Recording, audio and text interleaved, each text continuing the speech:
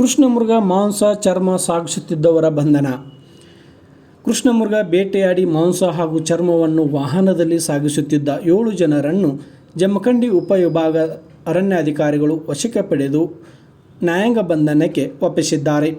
ಬೆಳಗಾವಿ ಜಿಲ್ಲೆಯ ರಾಯಬಾಗ ತಾಲೂಕಿನ ಖಡಕ್ಬಾವಿ ಗ್ರಾಮದ ಸುಭಾಷ್ ಸಿದ್ದಪ್ಪ ಪಿಡಾಯಿ, ಬ್ಯಾಕೋಡ್ ಗ್ರಾಮದ ಸುರೇಶ್ ನಿಂಗಪ್ಪ ಪಕಾಂಡೆ, ಚೇತನ್ ಹನುಮಂತ್ ಬಿದ್ರಿ, ಕಂಕನವಾಡಿ ಗ್ರಾಮದ ನಿಂಗಪ್ಪ ಲಕ್ಷ್ಮಣ್ ಪಡ್ತಾರೆ, ದೇವಪ್ಪರಟ್ಟಿಯ ಪ್ರಜ್ವಲ್ ಬಾಳಪ್ಪ ಮೆಳವಂಕಿ, ರಬಕವಿ ಬನಹಟ್ಟಿ ತಾಲೂಕಿನ ಹಳಿಂಗಳಿ ಗ್ರಾಮದ ಶಬ್ಬೀರ್ ಅಬ್ದುಲ್ ಸಾಬ್ ಗುಡ್ಡದಮನಿ, ರಂಜಾನ್ ಸಾಬ್ ಇಮಾಮ್ ಸಾಬ್ ಅಲಸ್ ಅವರನ್ನು ವಶಕ್ಕೆ ಪಡೆದುಕೊಂಡಿದ್ದಾರೆ.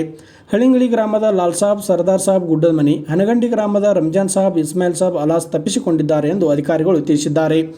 ಮಹಾರಾಷ್ಟ್ರದ ಗುಡ್ಡದ ಪ್ರದೇಶದಲ್ಲಿ ಬೇಟೆಯಾಡಿ ವಿಜಯಪುರ ಮಾರ್ಗವಾಗಿ ಬೆಳಗಾವಿ ಜಿಲ್ಲೆಯ ರಾಬಾಕ್ಕೆ ಸಂಚರಿಸುತ್ತಿದ್ದ ಸ್ವಿಫ್ಟ್ ಡಿಸೈರ್ ಕಾರ್ನಲ್ಲಿ ಬೇಟೆ ನಾಯಿಗಳನ್ನು ಗಮನಿಸಿದ ಗಸ್ತಿನಲ್ಲಿದ್ದ ಅರಣ್ಯ ಅಧಿಕಾರಿಗಳು ವಾಹನ ತಡೆದು ವಿಚಾರಿಸಿದಾಗ ಇನ್ನೊಂದು ವಾಹನದಲ್ಲಿ ಕೃಷ್ಣಮೃಗದ ಮಾಂಸ ಚರ್ಮ ಸಾಗಿಸುತ್ತಿರುವುದು ತಿಳಿದು ಬಂದಿದೆ.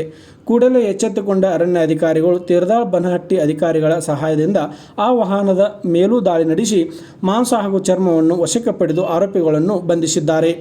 ಬಂಧಿತರಿಂದ ಕೃಷ್ಣಮೃಗದ 13.5 kg ಮಾಂಸ ಮತ್ತು ಚರ್ಮ, 4 ಮೊಬೈಲ್, ಕಾರು, 4 ಬೇಟೆ ನಾಯಿಗಳನ್ನು ವಶಕ್ಕೆ ಪಡೆದುಕೊಂಡಿದ್ದಾರೆ.